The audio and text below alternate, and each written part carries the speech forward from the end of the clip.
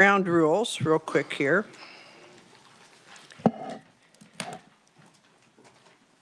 Before we get started, any outbreaks or noises of any kind will not be tolerated or accepted. No direct communications, comments to any of the committee members or our staff. Should you choose to violate what I've just laid out, you will be asked to leave, or you can be escorted out by our fine gentleman right over here in uniform, very identifiable. For those of you that are standing up, if you would like to have the ability to sit down, the speakers in the hallway are on, so you would be able to hear the meeting. The speakers aren't on?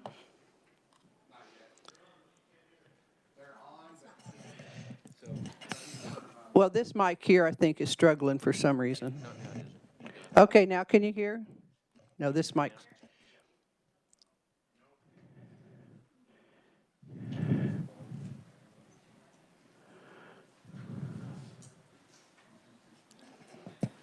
Is that better? I don't know, this mic's struggling. I usually don't struggle with this one. Let me try yours.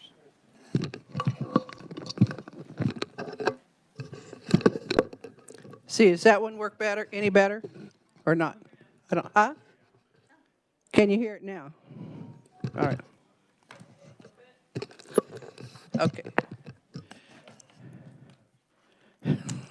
Okay, and because of time constraints, we will be limiting testimony to 2 minutes because we have so many conferees. Revisor Moyer, would you like to give us a brief highlight explanation of the bill?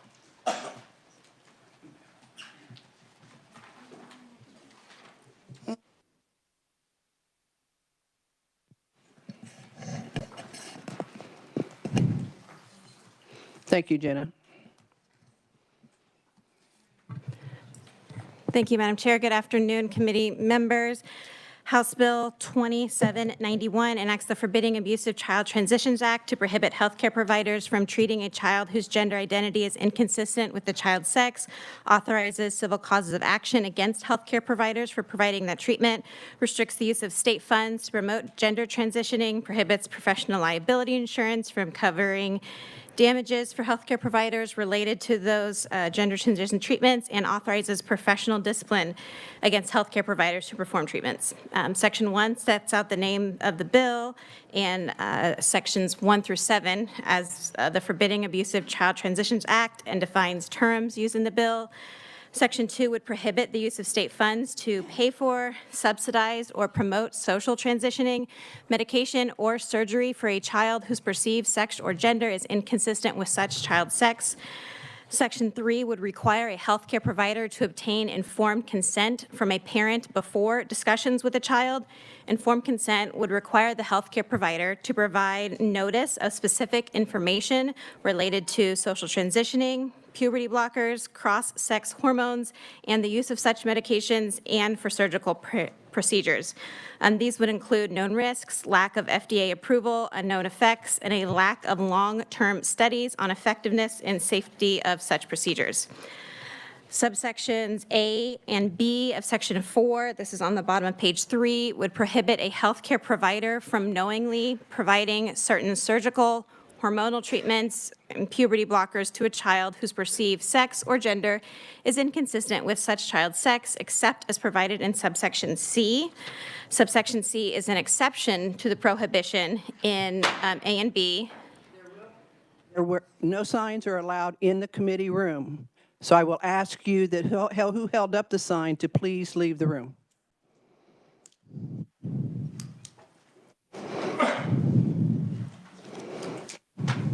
Thank you. Go ahead, Jenna, please. Subsection C is an exception to that prohibition in subsections A and B for individuals who are born with a medically verifiable disorder of sex development. And there's also an exception for correcting or treatment of any infection, disease, or disorder that has been caused or exacerbated by the performance of a procedure listed in A or B. Section 5 sets out repercussions for a healthcare provider who violates the consent or treatment prohibitions in sections 3 or 4. Subsection A relates to unprofessional conduct through the relevant licensing board. Subsections B and D create civil causes of action. The first of those is a strict liability tort, which is a little bit different than a standard tort that we're familiar with, things like medical malpractice or car accidents. To be held liable, strictly liable, a plaintiff would only have to prove that an action occurred and such action was the actual and proximate cause of the injury. This would be common in things like a products liability or a dog bite case. In strict liability, a defendant can be held liable for the action regardless of mental state. A defendant would not have to prove negligence, and the statute of limitations on that would be 30 years. Because there are also causes of actions for parents, a prevailing plaintiff could recover damages, equitable relief, cost of the suit, and attorney's fees. Similarly, for the cause of action, what could be recovered for children, and the cause of action statute of limitations would be 30 years after the date that the individual who has received treatment as a child turns 18 years of age. Section 6 would prohibit a professional liability policy, this would be your medical malpractice policy, issued to a healthcare provider from including coverage for damages assessed against a healthcare provider who provides treatment to children in violations of Sections 3 or 4. Section 7 is a standard severability clause, which you may remember from a week or two ago. I'll be happy to answer questions on that if I need to. And Sections 8 and 9 amend the statutes related to professional discipline for Board of Nursing licensees and Board of Healing Arts licensees, and it would add to the list of grounds for disciplinary actions, violations of the Act, and the provisions of this bill would go into effect on publication in the statute book. I'll be happy to answer any questions. Committee, are there questions? I'd kind of like to make sure we get to our conferees, if you're okay, because we can always visit with Jenna whenever we need to, if you're fine with that. All right, thank you very much, Jenna. Appreciate it. All right, the first conferee that I have, and Representative Epley here will hold up little signs to tell you when your time is almost up and then when your time is up. So we will hear first from Representative Ron Bryce, Kansas Legislature, 11th District. Welcome once again to the committee as a conferee. Thank you, Madam Chair. Thank you, committee. And thank you to the reviser for helping me with this bill. It was quite a feat.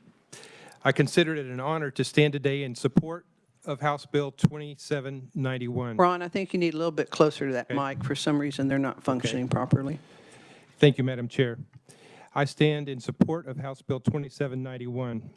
Transgender treatments manipulate or destroy tissue or flesh in otherwise healthy bodies to treat mental problems. For the sake of comparison, I'd like to draw attention to another historical practice, the practice of lobotomy that was part of the mainstream care in its heyday. Like transgender treatments, it manipulates or destroys healthy tissue in order to treat mental problems. When I say lobotomy was mainstream, I mean the guy who developed it got the Nobel Prize for medicine, and tens of thousands of Americans had lobotomies in 1940s and 1950s. And looking back on this discredited practice, we can see that there was a groupthink that developed from among the lobotomists, and the experts decided it was the right thing to do, so people followed the experts and went along. Back then, keep in mind, there was little that could be done for mental illness, mental conditions. It was heart-wrenching for doctors to stand by and watch people suffer. What can be best called groupthink developed because the people wanted to do something, anything, to help with the suffering, so they hung their hopes on lobotomies. But the lobotomy procedure was abandoned and discarded into the ash bin of failed ideas as stronger data became available. Similarly, many are frustrated to see children suffer today. They don't want to just stand by and watch, like the experts in the past who pinned their hopes on lobotomies. Experts today pin their hopes on surgical and hormonal manipulation of healthy bodies of children to treat mental health problems. The first point I want to make about transgender treatments we're discussing today is they have not been proved safe. They have not been proved effective. And if a promoter of these ideas say they have been proven safe, ask them how many studies have looked at long-term effects. The answer may surprise you. The answer is a grand total of 0. In other words, they have not been found to be safe in the long term, and that's one reason why they haven't been approved by the FDA.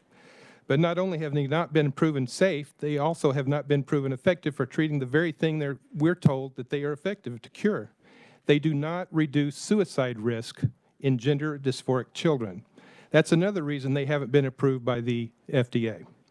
In short, then, the modalities are not safe, they are not effective, and they have horrific side effects. Studies around the world have recently been proving this. Most recently, a study out of Germany last week. I'll try to hurry. I won't go over the studies, but Germany found that there was no decreased risk of suicide in hormonal treatments. Denmark had a similar study. Sweden had a study. The United Kingdom. The common theme in all of these studies is that the most reliable predictor of suicide in people experiencing distress about their sex is not the gender issue, but the underlying mental problem. Trying to make the body of a boy into a girl or vice versa doesn't help much because it misses the point of the underlying mental problem. That's why youth who transition continue to have a high suicide risk. In closing, Madam Chair, just as there were experts who previously held out hope that lobotomies would be safe and effective, there will be experts who pin their hopes on transgender procedures. They hope against hope that the tide will change, that these horrific procedures can somehow be found effective and safe. But the data are becoming clear day by day. There are devastating effects for many patients. Children suffering from these conditions deserve better. They need our compassion and our best scientifically proven care, not treatments that potentially Representative, I'm going to have to call time on you. Thank you, Madam Chair, and I will stand for questions at the appropriate time. All right, thank you. In committee, I might note, I believe I'm hearing a computer that may have its volume on because I'm hearing maybe like text or messages, emails come in. So everyone check their cell phones and computers and make sure that we don't have any audio coming in on them. Next, I have Chloe Cole, private citizen.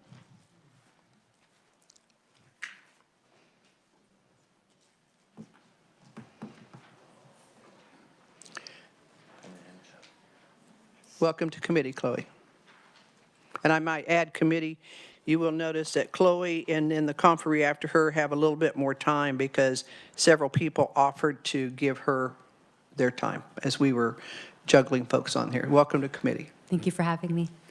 My name is Chloe Cole, and I'm a 19-year-old detransitioned woman and a former trans-identified child. Before I was a teenager, I fell victim to gender ideology, an ideology that targets kids like me.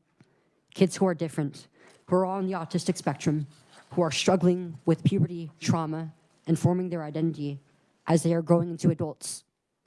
We need to stop the medical industry from taking advantage of these kids the same way that I have been and that thousands of other children have been all across the U.S.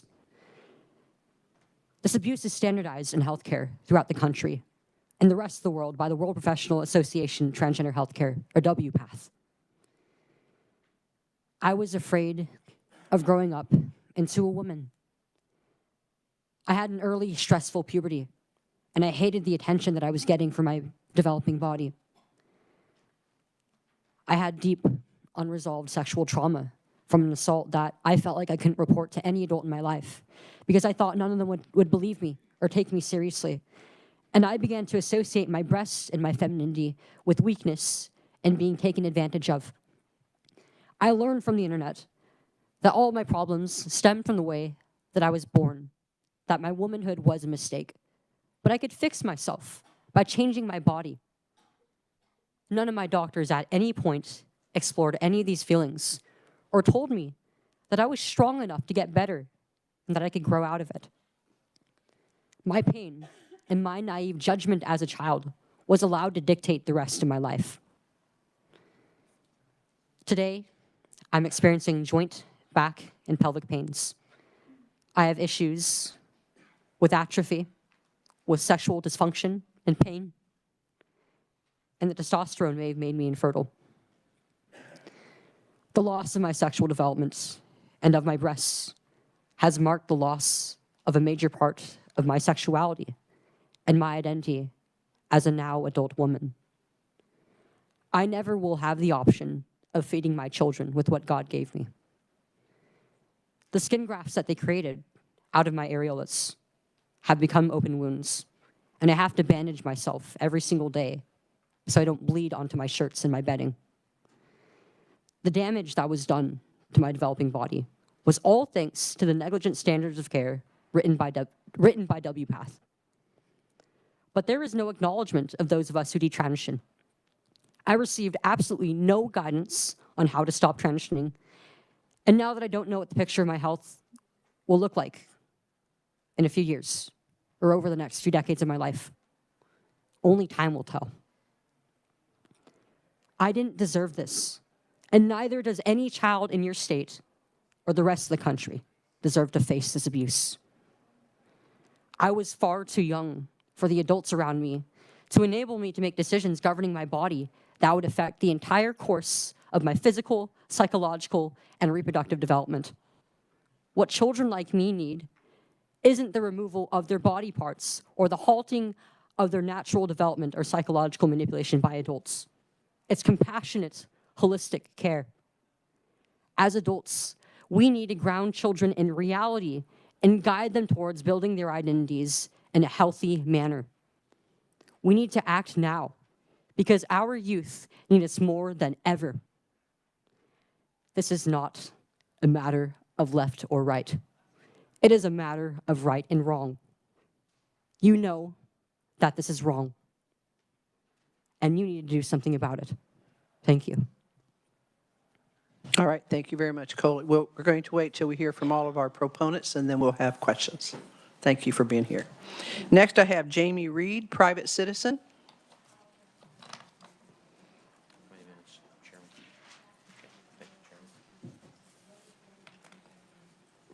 Good afternoon.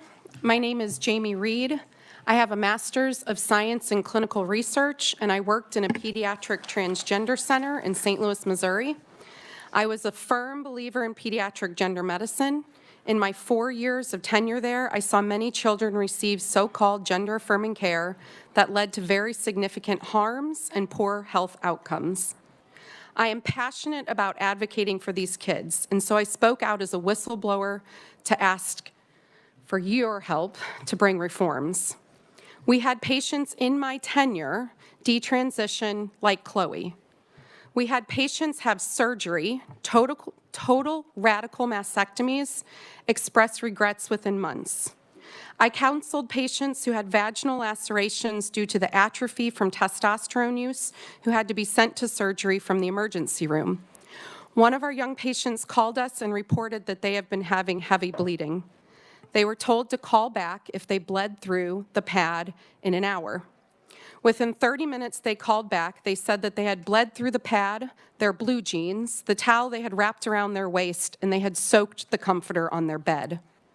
This was never considered a serious adverse event by the center or the hospital because this is the known and expected outcome of giving testosterone to young women. I am a lifelong Democrat, a gay woman, and my spouse is trans. I am a gay woman, and I am imploring Democrats to consider how medicalization of children and adolescents is harming gay and lesbian people. Many of us experienced significant gender confusions as young people, and we grew up to be gay. Thankfully not harmed by serious drugs and surgeries that can cause infertility, the loss of sexual function, and pleasure. Medical interventions known as gender-affirming care are not evidence-based, and it is becoming increasingly clear that young people are being harmed by these interventions. Last month, the World Health Organization announced that they will not issue any guidelines for transition for the care of children or adolescents because, quote, there is limited evidence regarding the long-term outcome of affirmative care for youth. After I blew the whistle in Missouri, the state legislature passed a bill to stop children and adolescents from being placed on puberty blockers, cross-sex hormones, and from having surgery. It is absolutely necessary for state legislatures to act. I worked in a pediatric gender center. These physicians are not going to regulate themselves. I initially hoped that the center's physicians would do the right thing. They did not. They could not. This field is completely off the rails. They do not have any mechanisms right now to keep kids safe. I hope that the medical associations would do the right thing. They did not. The children and adolescents right now have no one else to step up except for state legislatures. Please know this, there is bipartisan support for this legislation. There is support in the LGBT community. My community right now is at war. It is neither liberal nor progressive to medically transition a child. It is not kind, it is not compassionate, it is not evidence-based, and it is not safe. It is profoundly harmful, and it is time to stop making this a political issue and start doing the right thing on behalf of kids. All right, thank you very much. Next, I have Dr. Ivan, let's see if I can butcher this name here, Abdush, is that correct? Retired Medical Director, Omaha Gender Identity Team. Thank you. Thank you, and good Okay, afternoon. Doctor, I'm going to have you hold here just one moment. We do have available this room next door here if individuals would like to, 142 South? Down the hall. So it's 142 South. That is streaming, so you'll see everything that's going on here, like what you're seeing on the screens. That's what you'll see. You'll also hear us if you want to be more comfortable in a better setting. So you're welcome to do that. We wanted to make sure we could make everyone as comfortable as possible. Thank you, Doctor, if you'll proceed. Sure thing, and thank you for giving me the opportunity to visit with you. I'm Dr. Ivan Abdush. For 30 years, I managed medical and surgical transitions for gender dysphoric individuals from many Midwest states, including Kansas, as medical director for the Omaha Gender Identity Team. So I'm clearly not what some people would call anti-trans or transphobic. During my 30 years in the business, I saw good and bad outcomes from transitions, and that's why I oppose using these in children. Everyone wants to do what's best, but what does best mean? Medicate and operate, or wait until adulthood? Safety must come first. So is transitioning kids safe? 3 questions tell us that it isn't. What are the generally accepted standards of care? Answer, there are none. It's popular to refer to WPATH, but that's incorrect. Number 2, can we determine with certainty the lifetime gender trajectory of a child or adolescent? Answer, we can't. No one can. Even WPATH says so. Number 3, what are the potential consequences of medical or surgical treatment? The answer is unjustifiable, irreversible harm with lifelong effects. Even WPATH says so. These points are supported in my written testimony. Some say transitioning is life-saving. It's disproven, but even if true, it's also life-damaging for those who detransition and even some who don't. That risk must be included in the decision. So with every argument you hear in favor, ask yourself, what about the kids who might be damaged? Sometimes caring means saying no, or at least not yet. I submit that the least unsafe management is counseling by a competent therapist. I'm not normally in favor of government regulation in medicine, but when physicians and parents are willing to risk this kind of potential harm to the kids, someone has to step in. Please don't let misdirected beliefs supersede safety. Thank you. Thank you, Doctor. Next, I have Pamela Garfield, is it Jagger? Jager? All right. LCSW, welcome to committee. I am bad on pronouncing names. Hello, my name is Pamela Garfield Yeager. I'm a licensed clinical social worker for over 20 years. The bulk of my experience is with vulnerable children with complex mental health issues, which is exactly who we're here talking about protecting today.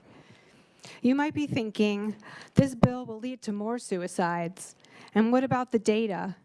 And of course, we keep hearing that affirmative care is life-saving. First, we must step back and recognize that anything clinically sound never fits neatly in a slogan. Second, let's take a closer look at that data. There are 0 studies that prove that affirming a person with a trans identity prevents suicide.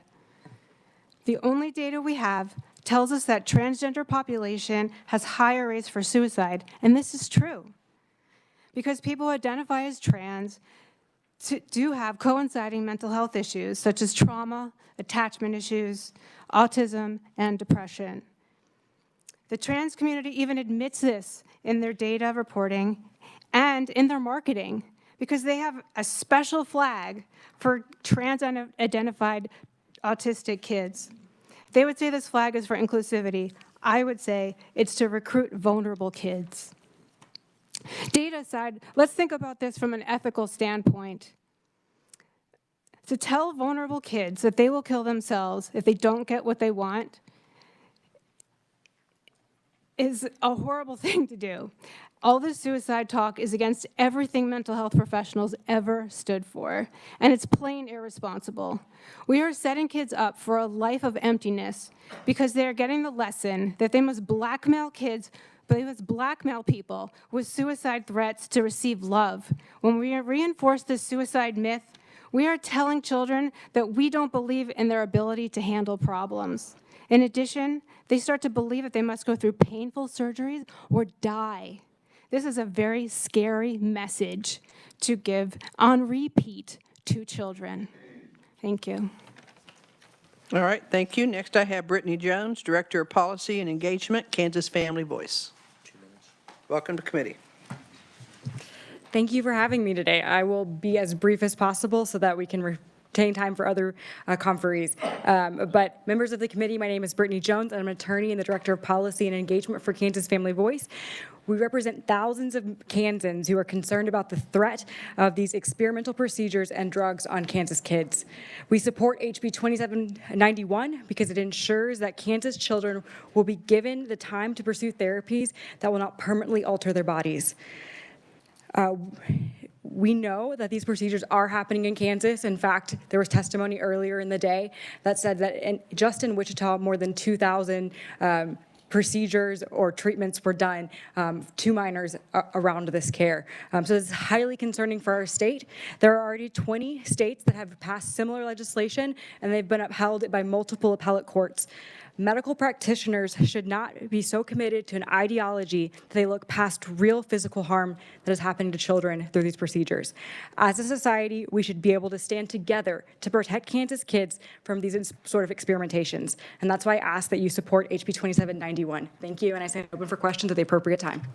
Thank you, Brittany. Next, I have Lucretia Nold, Public Policy Specialist, Kansas Catholic Conference. Welcome to committee, Lucretia.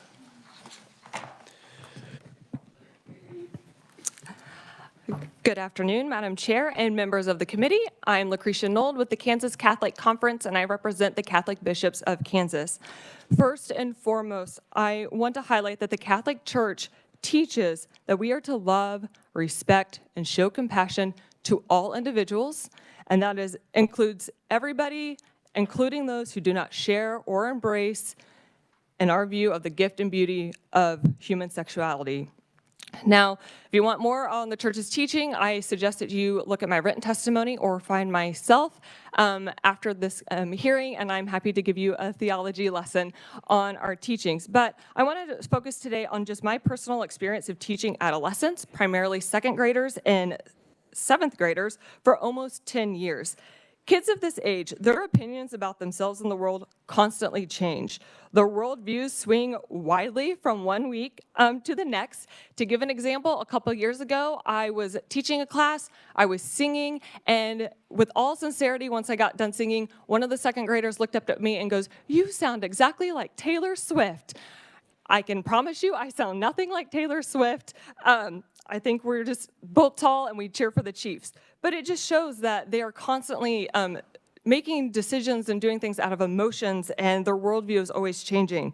So because of that, it would be a detrimental disservice for us as a culture to impose a permanent change such as these surgeries upon them. To wrap up, I think anybody who follows the news knows that Pope Francis often talks about showing love and care and compassion to individuals struggling with their human sexuality. But he talks about the dangers and harms of gender ideology by saying, and I quote, "Destroy at its roots God's most basic plan for human beings, diversity, distinction. It would make everything homogeneous, neutral. It is an attack on difference, on the creativity of God, and on men and women." So with that, I ask that you guys fully support HB 2791, and I will stand for questions at the appropriate time. Thank you, Lucretia. Next, I have Linda Highland, private citizen.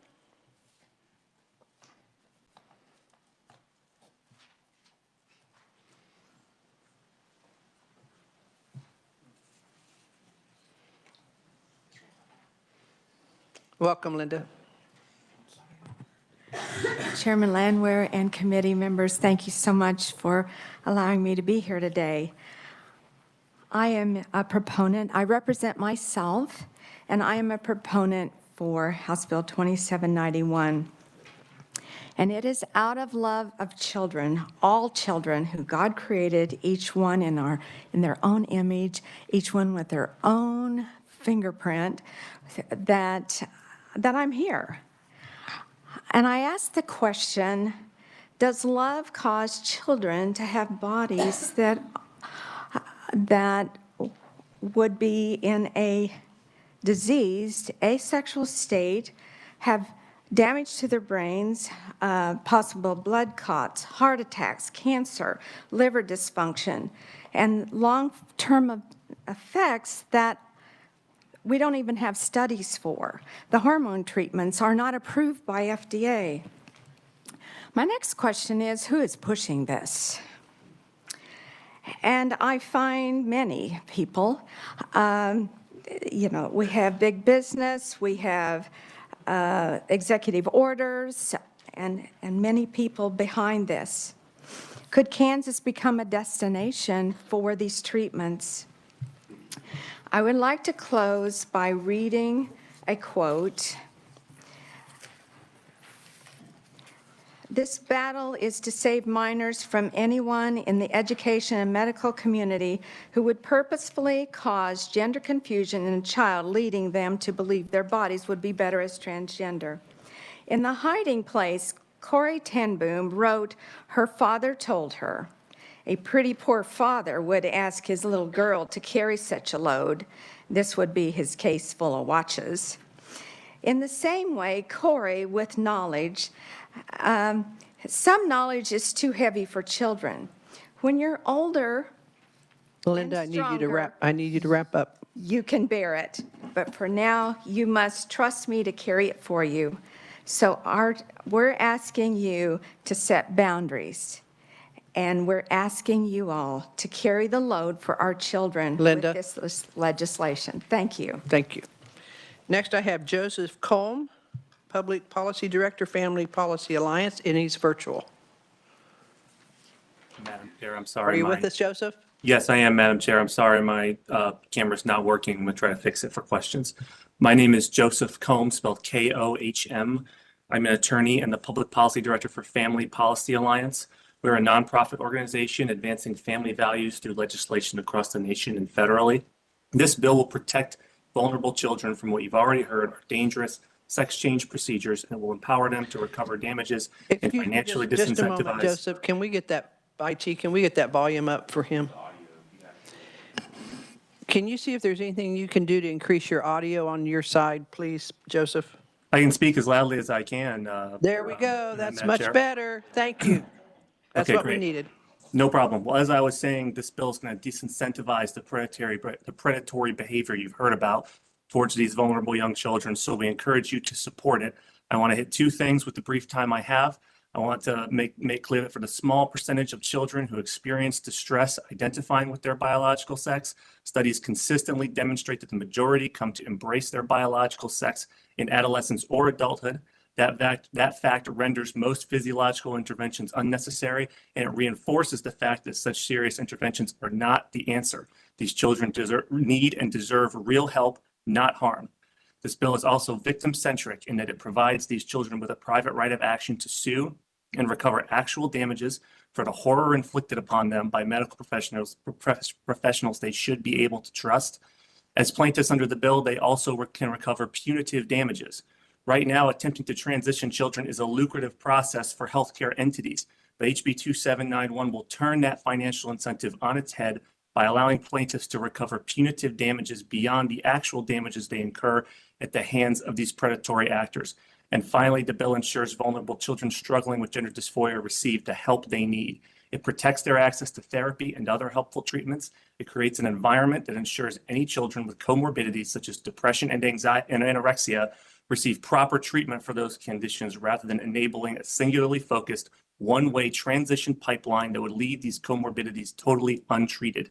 In conclusion, HB 2791 is critically needed legislation to protect Kansas children from dangerous and irreversible so-called gender transition interventions.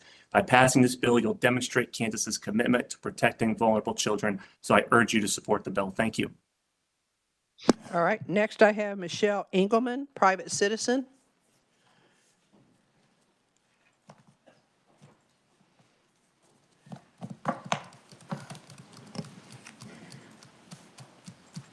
Welcome to committee. Thank you. I don't think the mic's on. There we go. If someone were to have told me 10 years ago that gender identity would be part of school curriculum or that it would be illegal to counsel someone to accept their sex at birth, I would have laughed at the ridiculousness of it. But what is a woman is truly the question of the decade.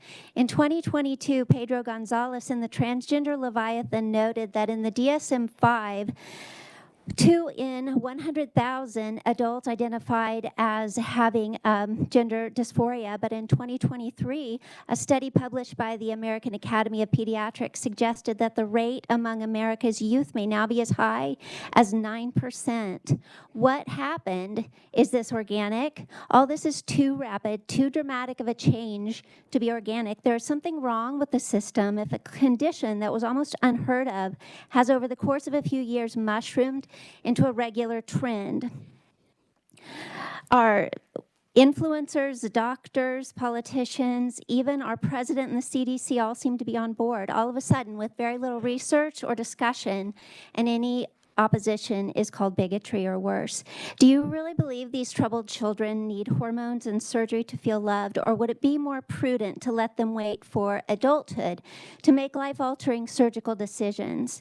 American children should be free from abuse at the hands of so-called professionals. These practices are banned in some countries because there's no long-term safety profile, and as of 2023 October, 22 states have also gotten legislation in place to protect these children. France's National Academy advised great medical caution must be taken in children and adolescents, given the vulnerability, particularly psychological, of this population and the many undesirable effects and serious complications that can be caused by some of the therapies available.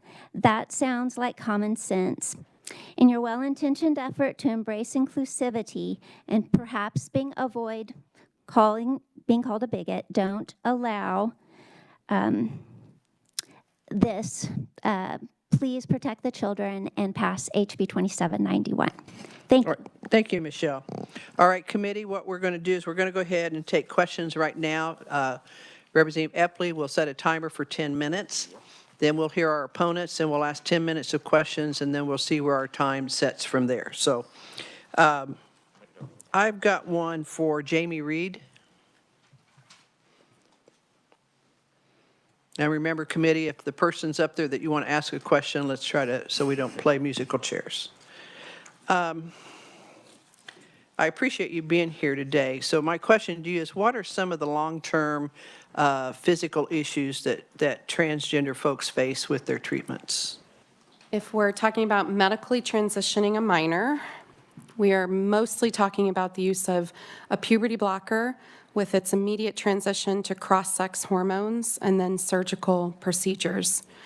Cross-sex hormones in most of our patients were not an option for the natal girls, the children who were born girls, because they didn't come to the center until they were late in their adolescence. We were not seeing the girls until 15, 16, 17, part of what we were seeing in the social contagion and the high numbers that we were seeing in those adolescents. Most of the kids that get puberty blockers are boys. What happens with a blocker is their development and growth will stop. Their penis will not grow. Their testicles will not grow. Their brain will have a pause in some of its maturing. And they will go on to have lifelong impacts of infertility and the ability to have sexual function. What we used to do with boys who were medically transitioning for their surgeries, for their vaginoplasties, was we would invert the penis, the penile tissue. When you're using a blocker, we no longer have enough tissue to make that vaginoplasty work out safely. And so we're now seeing a change in the type of surgeries that we're doing with these patients also that are making them more dangerous. Long-term effects of cross-sex hormones affect the entire body, but with the girls, we see a lot of vaginal atrophy. We see permanent changes to the voice. The voice will drop. They'll thicken in the vocal cord, things that will just impact the body for the rest of the life. All right. Thank you very much. I've got Representative McDonald, and then Representative Bueller. Is your question for Jamie or someone else? No, my question's for Representative Bryce. Okay. In the interest of time, I'll just, okay, I didn't know if you were going to walk up. You've sponsored HB 2793, which is a bill we heard on February 15th that essentially would codify parental consent for health care provided to minors. But strangely, this bill, 2791, does exactly the opposite of that by interfering with the relationship between a patient, their parents, and their medical provider. Can you help me understand your intent with this bill? Thank you. Representative Bryce. Yes, thank you, Madam Chair. The bill for consent of minors is, the purpose of that is to reinforce parents, what I think is the primary responsibility for parents to care for and consent for treatment of their children. It's apples and oranges with this bill. This bill basically is to ban something that has a negative effect. And parental consent is in the bill, by the way. Parental consent for treatment is in the bill. So the two bills are consistent with each other, but in a sense they're apples and oranges. Thank you. Representative Bueller, is your question for the same conferee or? No, Madam Chair, it's for Chloe Cole. Okay, Chloe. And then I have Representative Reese and Representative Black. So who would be your individuals? Representative Bryce. Okay. All right. So after Chloe, okay, folks, after Chloe, we'll have Representative Bryce will have a question, and then Dr. Ivan will have a question. So kind of be prepared so we're not taking time to walk up. Okay, go ahead. Right. Thank you, Madam Chair. Thank you, Chloe, and thank you for being here. It's really kind of two questions, and I appreciate your testimony. At what age were you either directed or coached or coerced, or whatever the right term is, into transitioning? And then I kind of want to get a feel for that process. I don't really understand it from your testimony. And then the second part of that is, were you advised, and you're 19 now, were you advised of any of the medical side effects? You talked about joint pain, back pain, pelvic pain, and other things. Were you advised of any of those things, or whoever your parents were at that time when the process started? So I was 12 years old when I began socially transitioning, meaning I started calling myself a boy, started changing between different male names and such.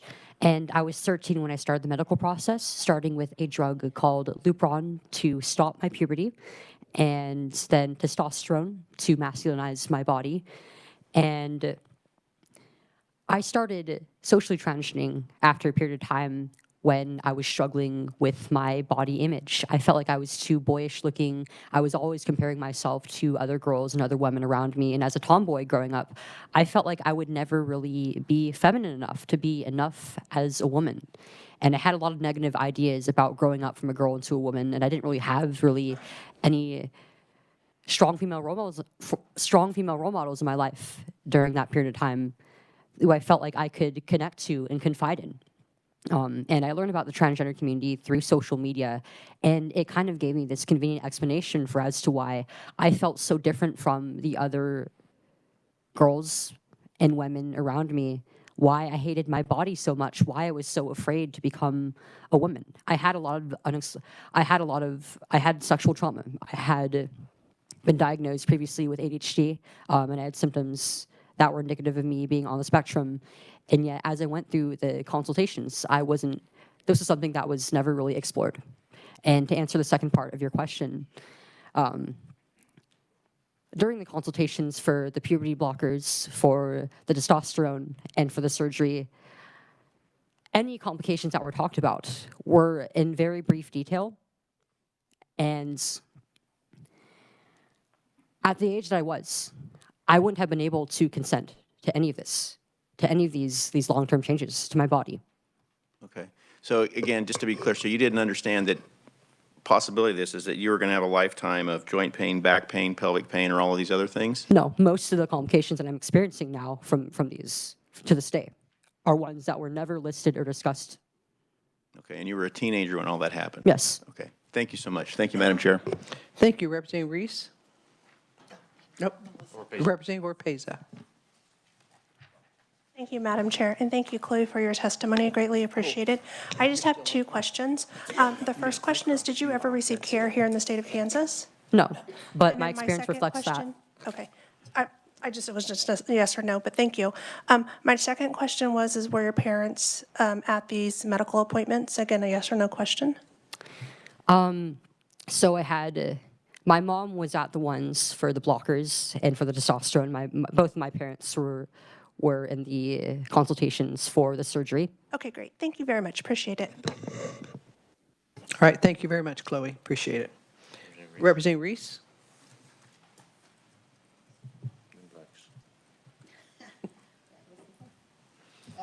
My question is for Representative Bryce, Bryce.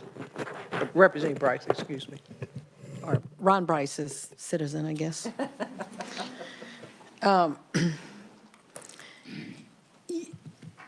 It felt like to me, when you were giving your testimony, that you equated gender dysphoria with lobotomy. Is that, you use the word lobotomy quite a bit. It's kind of disturbing to me, but would you agree that gender dysphoria is it is in the DSM-5 TR, and it is diagnosable, it is a medical condition, it's a mental health condition? Yes, the parallel with lobotomy was meant to be disturbing because I feel disturbed about this issue, and I agree that it's in the DSM-5. Gender dysphoria is not necessarily a condition, but the feelings of a condition useful in diagnosing and in reimbursement of care for these conditions. Okay, so you don't believe that that's a standard? I mean, that the DSM is what is being used in order to be able to, I understand it's part of a way to bill, but it's also a way to understand what the person is going through, and then being able to come up with treatment options. True? Well, the difference is not between what is diagnosed and what is not. The difference is in how it's treated. And the most recent studies from literally all over Western Europe and United Kingdom have been that transition treatments currently, hormonal and surgical, do not do the thing that they're promoted to do, and that is decrease suicidality. And also there are no long-term effect studies done. There's an absolutely zero done so far, and that's why the FDA has not approved these treatments. One last question. What are the consequences of not treating a mental health disorder? I want to emphasize that I want to treat a mental health disorder. Thank you. All right, Representative Blex will be our last question for right now, so hopefully we make it quick. So Dr. Ivan. Thank you, Madam Chair. My question's for Dr. Ivan. You've had 42 years of experience on your resume here, and you make a statement, how can we determine with certainty the gender trajectory of a child or adolescent for their lifetime? And you make the answer, we can't. Could you elaborate a little bit on that? We got one set of experts saying one thing and another people trying to lead us down another road. Yeah, and that's a good point, that there are, who do we call experts? When people ask me, are you an expert? I say it depends on who I'm talking to, because the people who disagree with what I think say you're not an expert.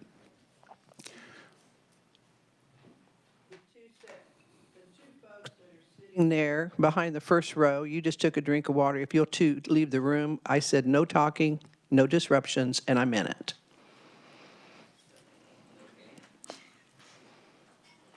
I think I was pretty plain.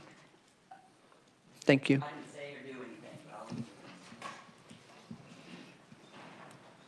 Go ahead, Doctor. So when we look at, who says what, it depends on who you're going to subscribe to. WPATH is always held up in front of us as the experts, and they have these standards of care because their document is titled that way. In reality, standards of care is a legal term. And there's no legality to that document, and therefore it is not a standard of care. In their own introduction to the document, it says guidelines. And so it's misnomered to be called standards of care. So with that said, I won't say that everything in WPATH is wrong, but there are some biases within the document that make certain claims that are not founded. They're consensus. Everybody says evidence-based. Some of it, though, is just consensus, just sort of what a bunch of us mean. Now, the other side of it is they aren't the only experts on this topic. There is probably as many of us who disagree with some of the things that they say, and we, I think, can't be discounted. And so when I say that we can't, even WPATH, who I don't subscribe to, has about 11 citations in their own document that point to the fact that this can't be determined. Does that answer your question? Yes, sir. Thank you. Thank you, Madam Chair. All right, thank you. All right, committee, now we're going to go to the opponents. And first up, I have Asher Wickel, private citizen. There you are. Welcome to committee. Thank you. Thank you, Madam Chair, members of the committee. My name is Asher Wickel. I'm a marriage and family therapist practicing in Wichita, Kansas. I'm sorry to tell you that this bill is a terrible idea, not only because it knowingly, deliberately endangers the lives of Kansas children, although I'd think that would be enough. This bill goes beyond simply issuing a blanket prohibition on necessary, life-saving medical and mental health care. It restricts speech, it compels false speech, it would make it impossible not only for gender-affirming care providers, but for every licensed clinical practitioner in Kansas to practice ethically, within the scope of our profession, and in accordance with the regulations and statutes already set forth for us by the state of Kansas. It would have the same effect given its provisions on state buildings and facilities for clinical educators in mental health, medicine, nursing, allied fields, which means it would threaten the accreditation of every clinical training program in every state institution of higher education. It does all of this as more than half our mental health professionals are less than 10 years from retirement. Right now in southwest Kansas, for a population of 176,000 people, we have one psychiatrist providing care. Working in Wichita, I see patients from Hayes, Pratt, Salina, Tribune, Council Grove, Mound Ridge, Winfield, Wellington, Marion, Dodge City, and Halstead, not because there's no one trans-affirming there, because there is no one there. This bill threatens the lives of children, and that should be enough. I cannot tell you how angry and how disappointed I am that that's not enough. That is shameful. But I need you to hear and understand that this is not only a bill that would kill our children, that would impact our families. This will drive from practice or from the state the doctors and nurses in your hometown hospital, the therapists in your community mental health center, your emergency room, and those of your constituents. And this is an impact that will be most devastating for the Kansas in small, rural, and yes, conservative communities. Thank you for your time. Thank you.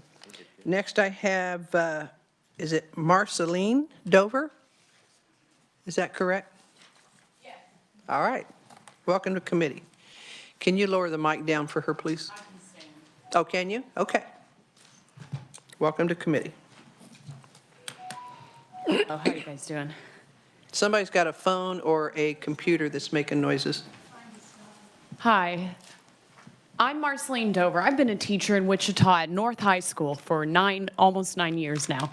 And I try to love everybody that comes into my classroom. I try to make every student feel loved, feel accepted, and that's probably the primary motivation that keeps me teaching. There's a lot of other stuff that, tries to make it disheartening to be a teacher these days. But I will tell you that a bill like this, where it says that state money cannot go towards promoting social transitioning.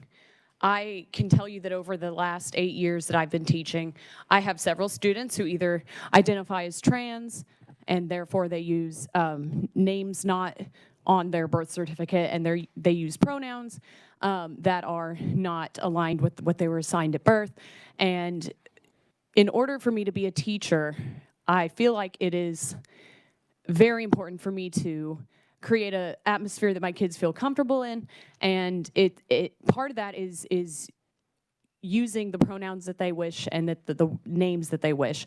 And if I have to worry about my job and being sued for, I don't think that as far as the medical thing goes, this is not the same. But I don't think that teachers would be comfortable, and we already have a problem filling teacher jobs. And if this is just one more roadblock that, you know, we can't love our students and treat our students the way that we know that they deserve to be treated, then I don't know. It's a very sad time to see things like this where a medical professional and a family, and I mean, the students that I have, I teach high school.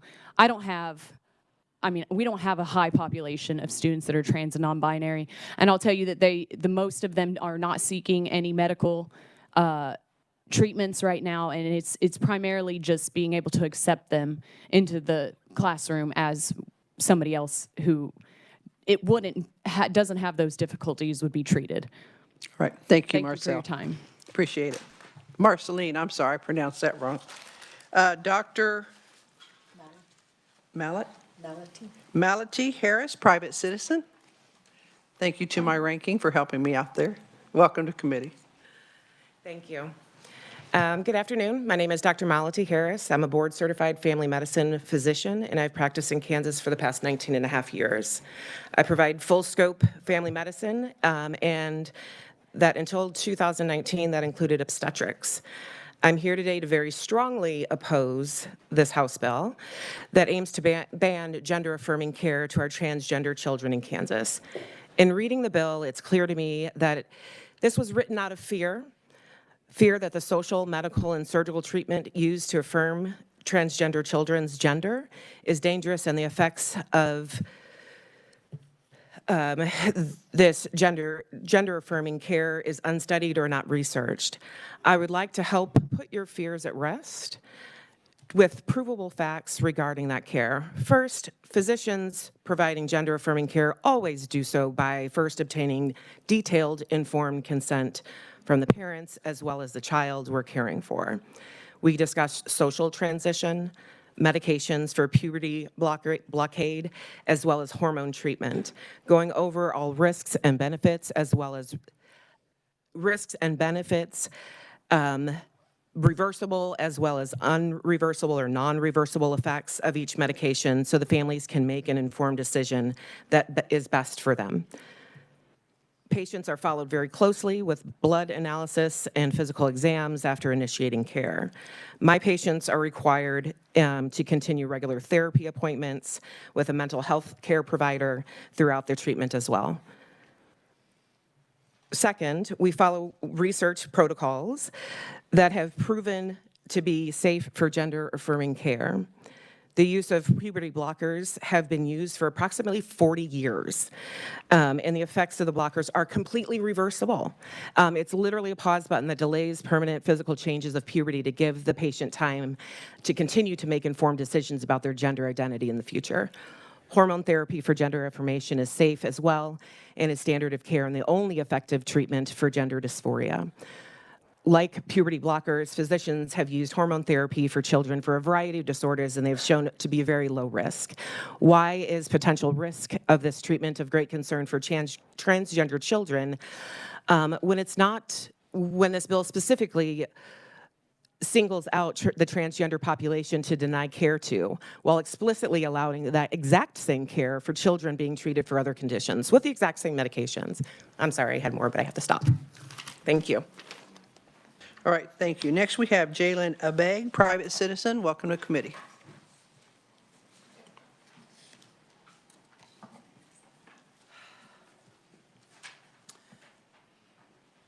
Good afternoon, Madam Chair, members of the committee. My name is Jalen Abeg, and I'm a transgender woman from Wichita, Kansas. I wanted to bring to the committee's attention today the scope of what we are considering today and look into a future where House Bill 2791 becomes law. It's estimated that there are 2,100 transgender children between the age of 13 and 17 in Kansas.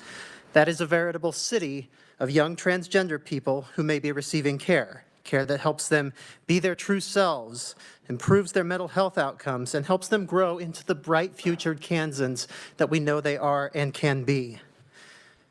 As we have heard and will hear, their care is life-saving, and yet the Kansas legislature dares, in the face of medical consensus, to try and deny those children their care. Let us look into the future. I say again, there is a veritable city of transgender children in this state who will suffer if this bill becomes law.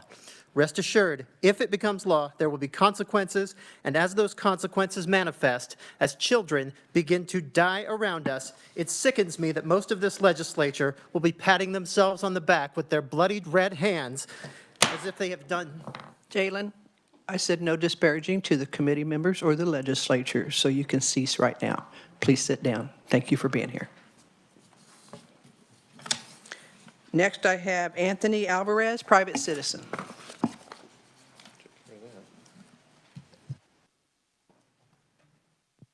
Welcome to committee, Anthony. Hello, and thank you, Madam Chair. My name is Anthony Alvarez. I'm 19 years old. I'm a Kansan of 10 years. I'm a constituent of Whitecoe County, and I'm a transgender man. When I first came out to my parents at the age of 15, they were thoughtful but skeptical and insisted that we talk to healthcare professionals. They told me since then that they felt out of their depth and scared that they would not be able to support me. It was only after meeting with these healthcare professionals were they able to understand what I was going through. Then, at the age of 16, I began medical transition in the state of Kansas. All of my healthcare providers repeatedly told me and my parents what the effects of this healthcare would be, and repeatedly asked me if I was sure about this, as well as my parents. When I went to school, I was lucky to have an accepting school, which told teachers and staff about my name change. This basic accommodation was necessary for me to grow into the young man I am today. It made me feel as though my school took me seriously, and it allowed me to go through school like any other student. I was fortunate to have open-minded parents and an accepting school. Since then, I've been able to grow into a young man that me and my parents are proud of. I'm more confident, more self-assured. My friends even tell me I smile wider. When I think about how satisfied I am with my gender transition, it pains me to think that these institutions, like doctors' offices and schools, which helped me become the person I am today, might be taken away from other young Kansans. If a bill like HB 2791 was passed, it would have robbed me from the experience to be able to talk to a medical professional. It would have robbed my parents of knowing what their son was going through. And it would have stopped my school from making basic accommodations for me. When you are voting on this bill committee, I'd like you to think about the other young trans Kansans in your care. I used to think there would not be a future where I would be happy. And now I wake up excited every single day and can see the future in front of me clearly. Keep this possible for other young transgender Kansans. Thank you. All right, thank you very much. Next, we're going to hear from, is it Kiernan McCarty, virtually, private citizen? Yes, it's Kiernan. Can you hear me? Yes, I can. Thank you. Okay. Chair Landwehr and members of the committee, thank you for the opportunity for me to speak today. I'm Kiernan McCarty, testifying on behalf of myself as a private citizen, and I'm opposed to HB 2791. To be transparent, I'm a 22-year-old transgender man. I'm from Colorado, though I am here in Hayes for college, and I'm a Kansas voter, and I consider both places to be my home where I have strong community ties. I'm writing to inform the committee of what's really happening between transgender patients and their doctors, and from my personal experience. To give some background, I did hormone replacement therapy at age 16, the legal age at which a minor can consent to hospital, medical, or surgical treatment or procedures without parents' consent in both Colorado and Kansas. I had top surgery or a double mastectomy as an adult at age 18. Even though I did not need the legal consent of my parents, both hormone replacement therapy and the surgical procedure were under the supervision and consent of my parents. And my father is a family practice physician. In Colorado, is required to provide documentation and several recommendations before considering any form of medical intervention. Providing regulations and standards for gender transition, in my opinion, is a great alternative to an outright ban or punishment for gender-affirming care for minors. A minute left. He just let you know you had 1 minute, so go ahead, Karen. Thank you. I stand here today, a high school graduate and a college student, 1 semester away from completing my BFA. I'm a whole functional and healthy 22-year-old human being who has been taking testosterone and undergoing required blood tests twice a year for 7 years and receiving updated physicals and medical monitoring without any complications. Despite it all, I'm a significant minority within the transgender community who has the proper medical and mental health knowledge, support, and access. Many of my transgender friends and community members are struggling to dig themselves out of poverty and emotional baggage that comes with having unsupportive families and communities. Many of us are struggling to find housing, healthcare, proper medications. Time is up. Thank you for your Up real time. quick? Okay, thank you very Yes, much. Appreciate it. Go ahead. Yes. I urge you to oppose HB 2791. Yeah, it's Thank you. difficult when you can't see us on this other end, so. Yeah. All right, committee, we do have one other conferee, and Representative Reese went to locate, I believe that they went down to the other room. Oh. Representative Reese, can you stand up, please?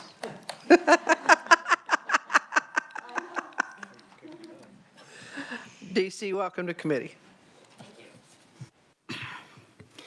Hello. I'll wait for Representative Ruiz to take her seat. Okay. All right. My name is DC Hiegert. I am a lawyer testifying on behalf of the ACLU of Kansas. We stand strongly opposed to HB 2791. This bill violates the constitutional rights of Kansas children, parents, therapists, doctors, and teachers, and poses an unprecedented threat to Kansas families by banning the only evidence-based healthcare options available for youth experiencing gender dysphoria. This bill would set a precedent in Kansas that Kansas medical providers should not give you the nationally recommended best medical care available, but instead give you the medical care politicians decide you should have access to. This bill forces the government into healthcare decisions that should be between a provider, the patient, and the patient's family.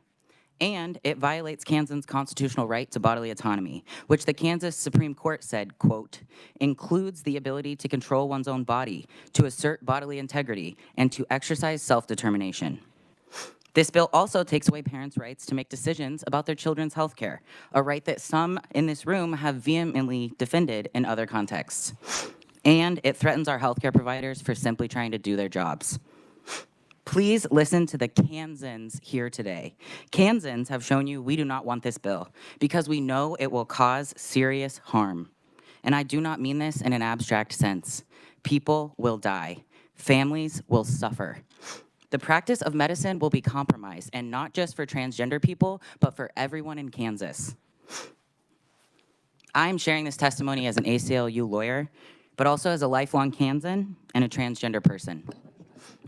The very care that this bill attacks is the reason I'm alive and able to advocate for my fellow Kansans' rights.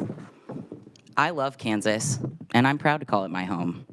I know countless other trans Kansans, many in this room today, that feel the same way. But bills like this tell us that our state doesn't love us back. Please don't make it harder for these young Kansans and their families to live and feel welcome in our state. We urge you to vote no. Thank you. All right, thank you very much. All right, committee, we'll take questions at this point right here. Representative Epley will put a timer on so that we can balance this. Marceline, can you step forward, please?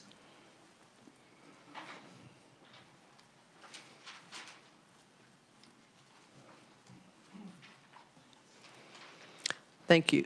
So when you were talking about, the students that decide to be called a different name or identify a different sex, et cetera, you inform the parents that this is occurring at school? It's not always safe to do so, and something that I've been taught by the therapists that I work with at my school, the counselors, is that if it becomes a pertinent question where they're actually asking about it, then it is important. But if I'm not going to risk a child's life by outing them to their parents may have beliefs that go against what their child is doing, and I'm not the one promoting that student's transition. They're taking charge of their own transition. If that's what they're going to do, I'm going to accept them in my classroom, and I'm not going to lie. The only parents that I call every year are either in my advocacy class or they're parents of students who are failing. So an average good student who is doing well in my classes, I don't typically have time to reach out to their parents to just say, good job, your kid's doing great. So I don't see why I would go out of my way to make contact with parents to say, oh, by the way, did you know Johnny is going by Susie nowadays? That's not, if that's something the parent isn't aware of, that's not my business. And you don't think that that has the possibility of creating some mental health confusion for the child and their relationship with their parents? I think their parents' refusal to accept their children for who they are is the bigger issue for their mental health. But you don't know if the parents are refusing to accept their children, do you? I mean, I don't know if most of my parents are even aware of whether their students do homework or not. Like I said, I have over 150 students. I'm not contacting every single parent for any small thing on a regular basis. If a kid is failing my class, that's the only reason that my contract dictates that I needed to speak to the parents. And if they're not coming to parent-teacher conferences, then I have no contact with them. So I assume that they're either accepted or not accepted. That's not something I have any evidence for either way. Well, I think that it's wrong.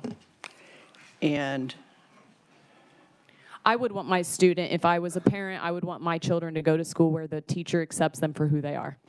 well, it's not about accepting. I mean, if the parents are aware of it and the child wants to come there and be identified as however, I mean, that's fine. That's their right, and I'm not denying that.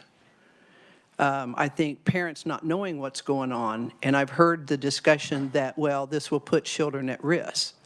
Well, we have recourse for that. You know, parents are not allowed to beat their children, abuse their kids, or neglect their kids. But they do. They still do. Okay, do not talk over the top of me, please. Because if you're talking, you're not listening. And I will not talk over the top of you, okay? We have consequences for that. The parents will then lose their children, and then they can go into a safe foster care home. When I say no noise, I mean that.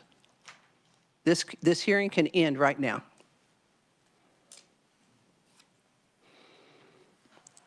Wouldn't a safe foster home then be better for that child than being in a home that you're concerned that the parents may abuse that child or harm that child in some other way?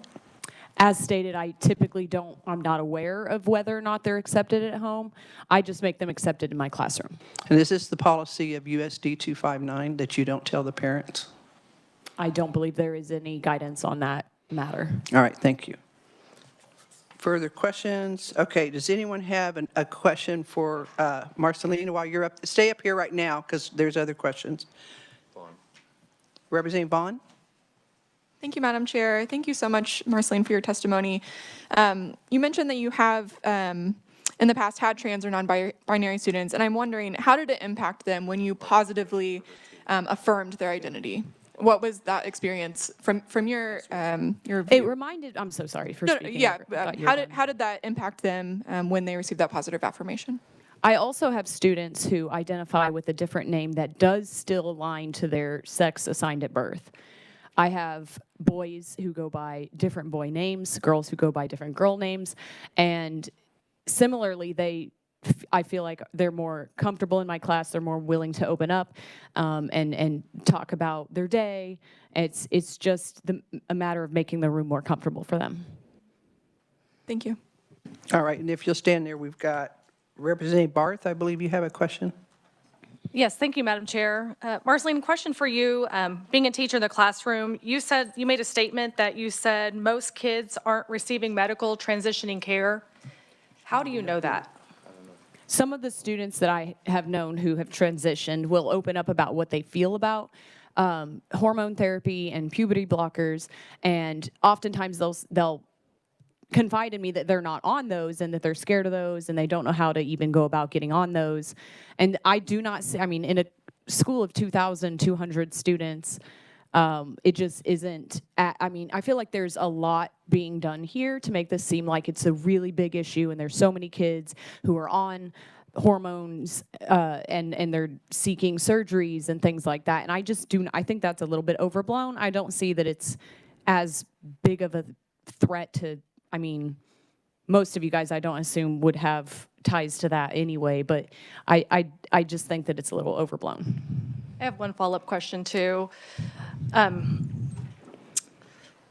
assume you're not the parent of any of these kids that are in your classroom.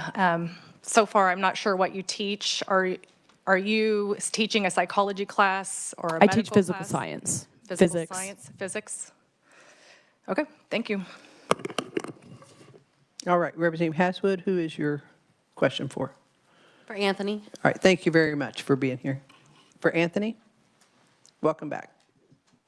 Thank you, Madam Chair. And I'm sorry we're here today in these circumstances, but my question is, how has your life changed since getting access to gender-affirming care? And how would you describe that feeling when adults in your life started affirming you and you started socially or medically transitioning? I mean, you hear about this a lot, like everything changed and it's been radically positive. The biggest difference I can say is between my relationship with my parents. When I was a kid, I was a very angry, depressed kid. It was very difficult for them to, raise me. And when I transitioned, my parents have described the difference as night and day. I don't know, we just get along a lot better just because I'm not uncomfortable all the time. Thank you. All right, and if you'll stay there, Representative Reese has a question for you. Anthony, thank you for your testimony. I was struck by something you said. You said, being able to have the medical care that you needed, it allowed you to go to school just like other kids. And that really touched my heart. Can you say more about what it was like prior to you getting the much-needed medical care?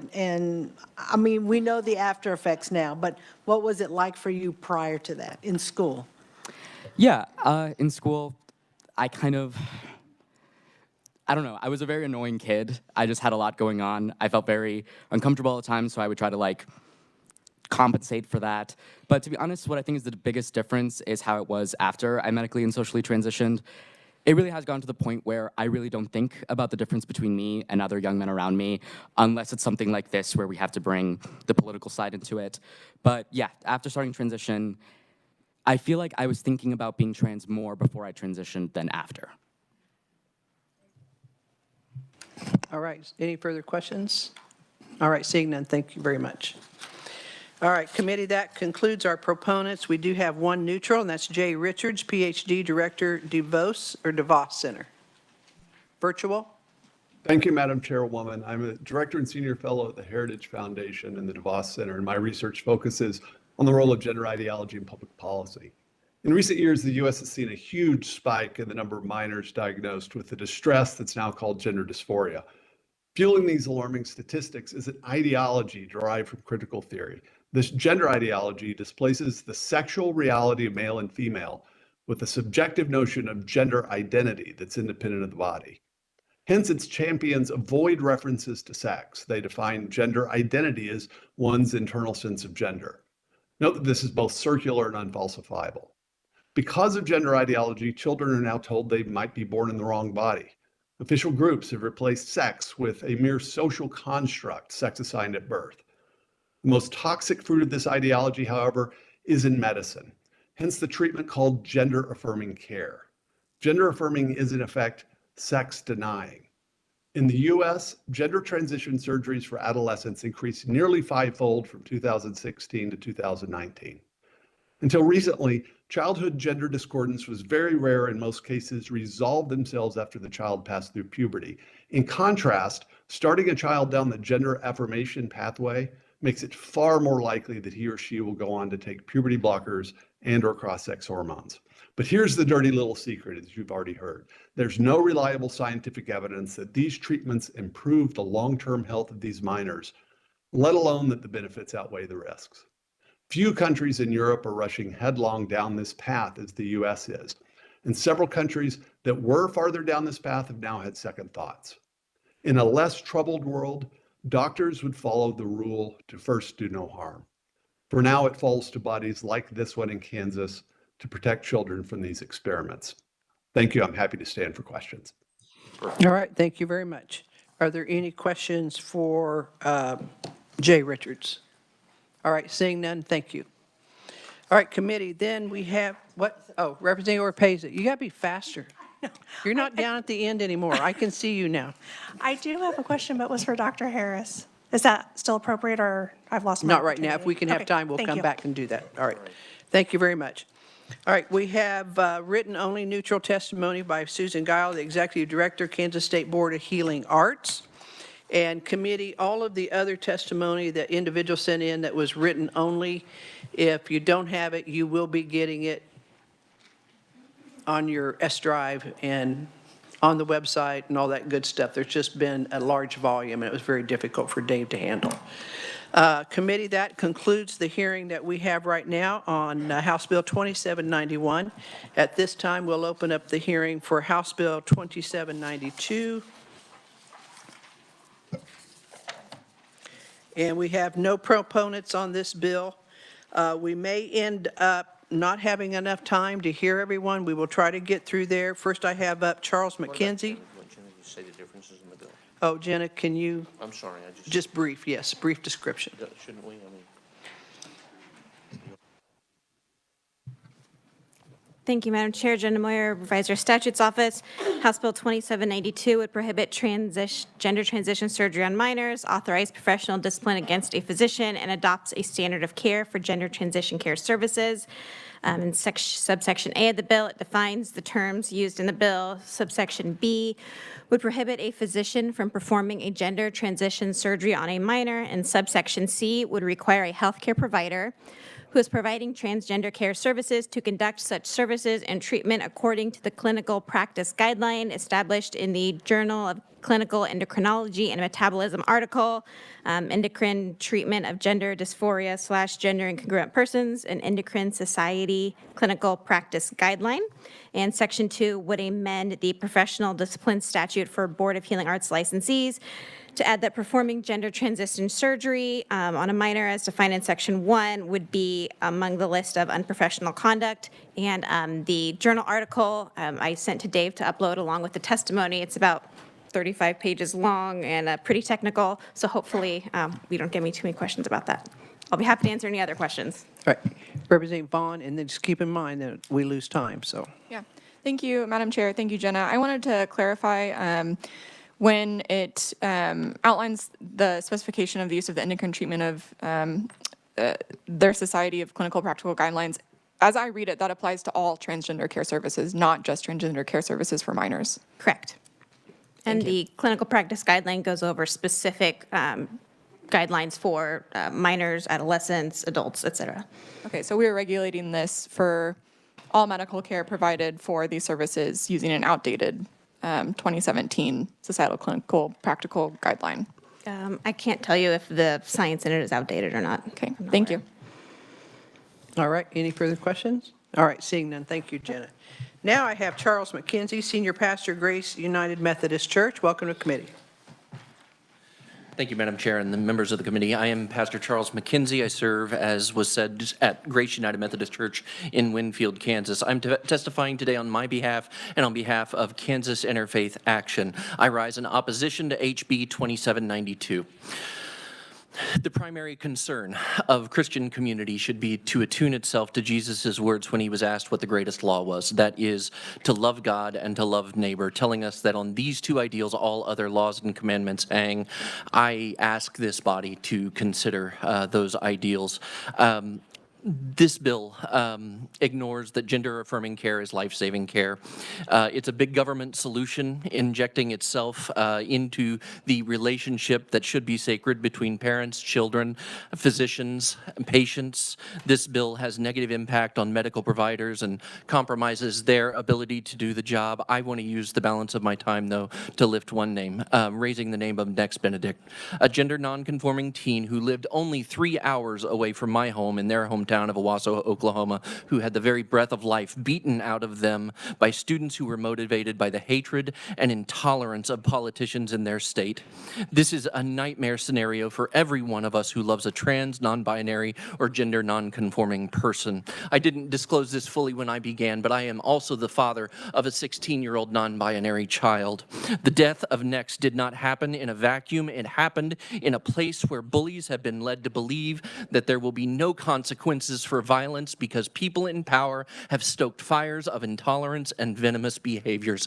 I just ask you, don't let our state go down this road.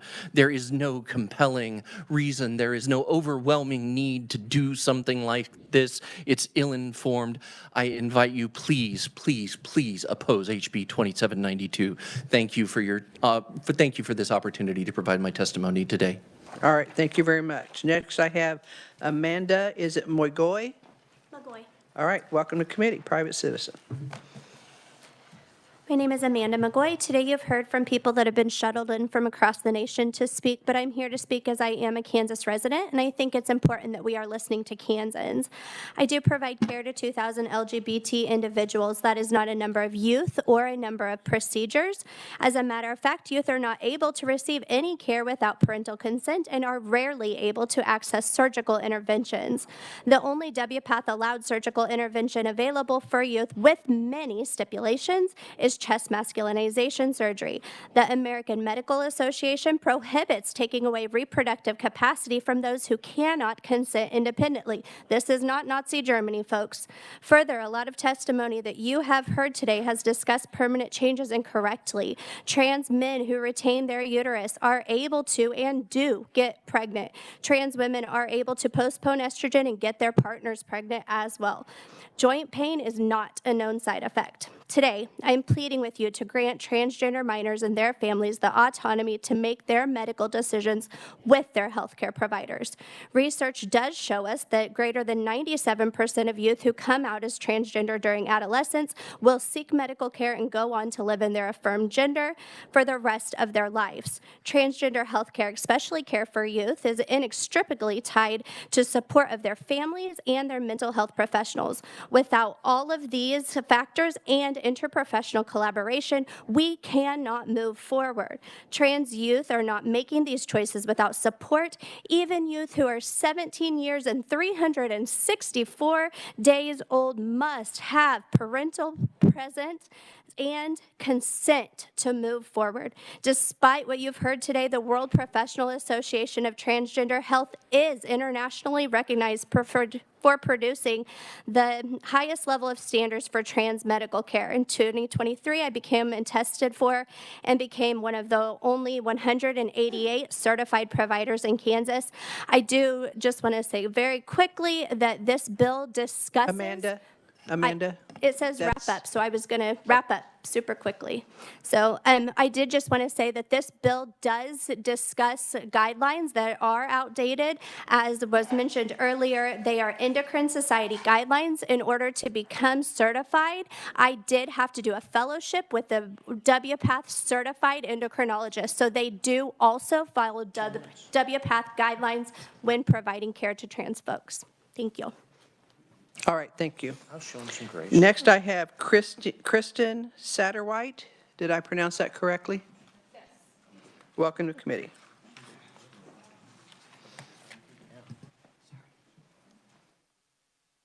Thank you for the opportunity to speak today. My name is Kristen Satterwhite, and I am the parent of a 15-year-old transgender boy. My husband and I have been on a journey of researching and understanding for over a decade now. Our child began showing signs of gender dysphoria at the age of 3 or 4, and we started quietly preparing for what we felt may come to fruition down the road. We were also afraid because we lived in Texas, and we didn't want him to express his authentic self for fear of the unkindness that he may have received from adults in our community, the same people who are supposed to make a child feel safe. So rather than approaching the subject with him, we waited, and we wanted him to organically arrive at his own feelings about his identity. And he did ultimately come out to us as transgender at the age of 13. We were not surprised. We took a breath, and we felt proud of him for being more brave than we were. And then after much time, conversation with him, consultation with our trusted team of medical and mental health professionals, we decided to take the step and begin gender-affirming care. I'm very concerned that this bill will disrupt the care that we've worked so hard to secure. These are important decisions, and these are private decisions, and they should only be made by the individuals and their families and the professionals in the field. Part of our relocation to Kansas was our hope for a safer and more welcoming environment here than what we were finding in Texas. But these bills have left us disappointed. I have a kind, funny, driven, responsible teenager at home. And when he graduates from high school, he does not want to go to college in the state of Kansas. He wants to be free to focus on his education without having to worry about all of this. My door is open, and if you're ever curious, I would love to share more about our experience with you. And in the meantime, please oppose this bill and let the decision be made by us. Thank you. All right. Thank you. Next, I have Adam Kellogg, private citizen, virtual. I'm in person, ma'am. Oh, in person. All right. Well, you're virtually in person for now, sir. Surprise! Good afternoon, committee members. If you don't know me, my name is Adam Kellogg, and I am actually thrilled to be here with you all today. I'm 20 years old. I'm a near lifelong Kansan. I'm a graduate student at the University of Kansas, and perhaps most importantly to this hearing today, I was born female and I've transitioned to male, and I'm a recipient of gender-affirming care as a minor. At 13, I was the proud recipient of a puberty blocker under constant medical supervision and after being thoroughly warned of their side effects.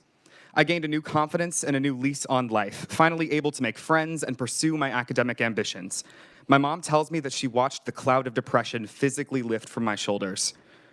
The blocker I received was a subcutaneous implant, which was coded as an outpatient surgery.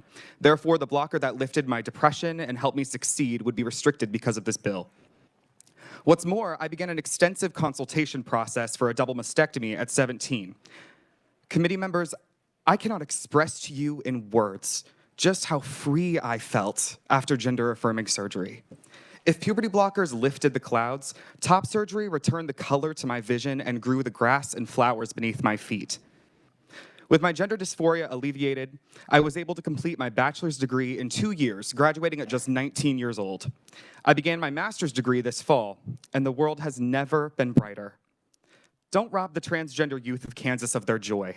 Striking down HB 2792 would mean that kids like me are free to live their lives safely, responsibly, and happily. Thank you very much. Thank you. Next, I have iridescent Silva rifle. Is that correct, or ripple? Close enough. No, it's not. No, how do you pronounce So, it? yeah, iridescent Silva riffle. All right. Last name is a little bit rough. All right, So I welcome to gotcha. committee. Cool, thank you. Thank you for welcoming me here today. As we just said, I am Iridescent Riffle. I am the co-chair of Equality Kansas, Douglas County. I want to start off by saying I urge the committee to listen to medical professionals and to vote against HB 2792. I brought with me today a binder of studies regarding gender-affirming care, its efficacy, and supporting statements from every medical organization in the state. I ask that this committee not be selective in studies that only make them feel happy. Today, I would like to speak about the consequences of legislation such as HB 2792. When our identities are put up for debate, it strips us of our humanity. Mentioned earlier today, Next Benedict, a 16-year-old Two-Spirit Choctaw teenager, was beaten inside a bathroom at Owasso High School in Owasso, Oklahoma by several of their peers. Next succumbed to sustained injuries and tragically died. Shortly after, Oklahoma State Superintendent Ryan Walters made a post focusing on ending wokeness. Next's ability to live safely and freely isn't woke, it's a basic human right and need. I personally have experienced what it is like to be targeted for my identity. I have been targeted by a neo-Nazi website known as Kiwi Farms, which docks my personal information, my partner's address, and my parents' phone numbers. They then relentlessly sent threatening voicemails to my father and began sending me death threats on Twitter. They also signed me up for mail I did not want to receive to show that they knew my address, and then also tried to swat me. I'm going to continue because I have a lot. I was also stalked for about 4 months in Lawrence. I've shared 16 pages of testimony for a similar bill, also heard today in committee, sharing resources and studies and statements from experts telling you why legislation like this is a bad idea. You can end this cycle, and I urge you to do so. A vote in favor of HB 2792 could be the very reason a queer trans child chooses to end their life. A vote in favor of this bill would condemn trans and non-binary kids to death. Should you vote in favor of HB 2792, and I'm going to look at you as I say this, their blood will be on your hands. Yep, thank you. I'm glad to speak, and I'm glad you're continuing to silence our community. Leave the room or we will escort you out. May I grab my belongings before I do so, or am I going to have to get those grabbed by other people as well? Grab your stuff and Thank you. leave the room. Elise Flatland, private citizen.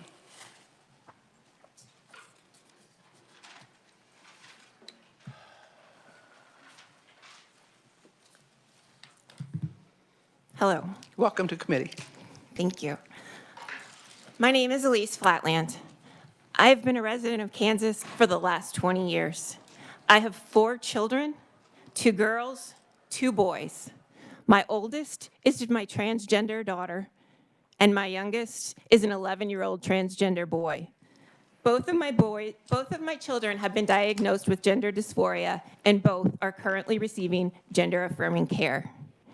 Through this care, my husband and my consent has always been required. They have asked my children what they envision their bodies looking like as an adult, and never once did they mention surgery to my children. We are well aware of what is going on with our children. It is not the government's job to decide on the best medical care for citizens. Treating gender dysphoria, it has widely accepted guidelines for care. It does not need to be scrutinized by non-medical experts in government. All parents make non-reversible choices for their children. I make choices every day that will affect my children's future. That is my job as a mother. It is my responsibility to work with medical professionals and decide what is best for the health of my children. I am outraged that this is even a discussion I have to have. The mental, emotional, and social well-being of transgender children suffers when their medical care is threatened. These children deserve to live their lives with dignity, confidence, and pride. Thank you. All right, the next conferee I have is Michaela Bonner, private citizen. Was that incorrect? Michaela? All right, welcome to committee. Thank you, committee. My name is Michaela Bonner. I'm a nurse down in Wichita, Kansas. I have experience both in emergency medicine and in primary care. I rise today to speak in opposition of HB 2792, primarily because HB 2792 seems to imply that there is not a standard of care that is commonly followed when it comes to the care of transgender individuals, both in Kansas and abroad.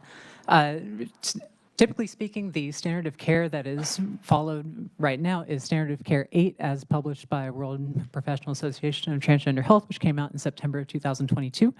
At our primary care clinic, we have seen a notable increase in the overall happiness of our patients who are going through therapy that is guided by the standard of care. In addition, the way that we measure that is through surveys such as the GAD-7 and the PHQ-9, which are 2 surveys that are commonly used within the medical community to measure levels of anxiety and depression in any number of individuals, not just transgender individuals. We see increased levels of satisfaction, happiness, feelings of personal success, all in individuals who are going through this care as guided by our providers, as guided by this standard of care that comes from WPATH. And it is an ongoing discussion that we always have with them regarding, are you happy with transition? Are you happy with what we are doing so far? Are there things that you are hoping could improve? Are there things that you are needing us to change and work with you? This is not something where we're just sending them out into the wild on their own without any sort of support. They are always loved and cared for. I urge you, please listen to the medical providers who, by and large, across the American Medical Association, the American Nursing Association, the American Psychological Association, and too many to count, that endorse gender-affirming care for transgender individuals. Thank you. Thank you very much.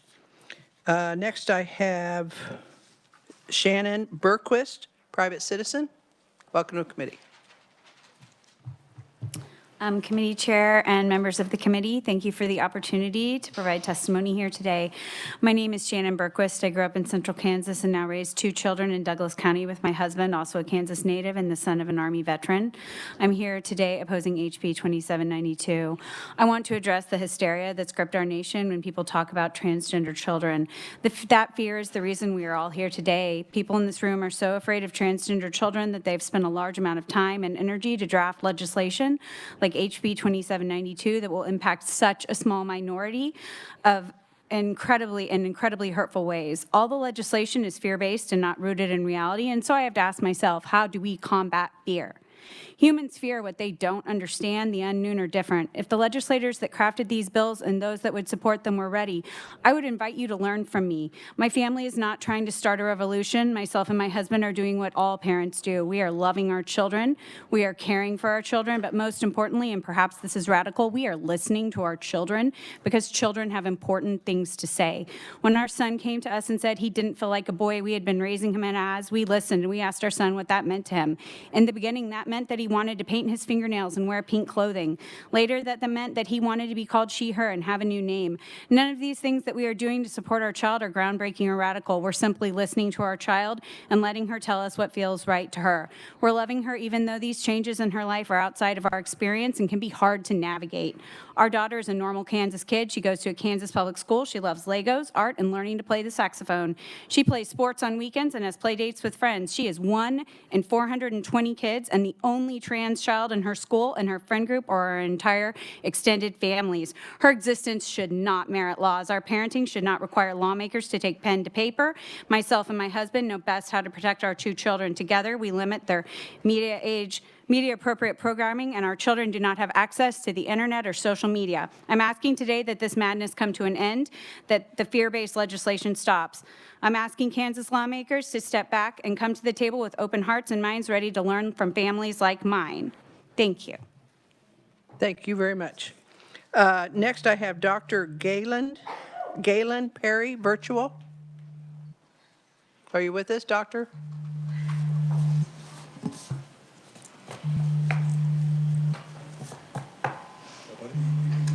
Is he online? She, I'm sorry. All right. Okay, committee, that concludes our opponents on there. We will not have time for questions because it's 3:15 and I know that we've all got other committees that we need to get to. So this will conclude the hearing on House Bill 2792, and we are adjourned until what day? Tuesday? Until Tuesday.